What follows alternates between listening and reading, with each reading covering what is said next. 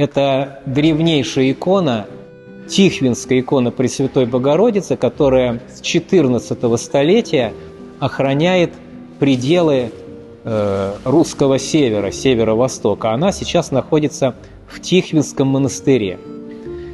Там была организована особая мастерская, еще в очень старые времена. Она существовала в XVI-XVII веке. И вот в этой мастерской, которую возглавлял монах Аарон, в XVII веке был написан точный список древней Тихвинской иконы «Мера в меру».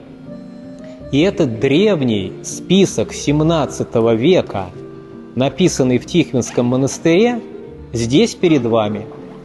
В 2017 году Тихвинская икона XVII века была подарена Свято-Владимирскому храму первым президентом Республики Казахстан Нурсултаном Абишевичем Назарбаевым, о чем говорит надпись на этой памятной табличке.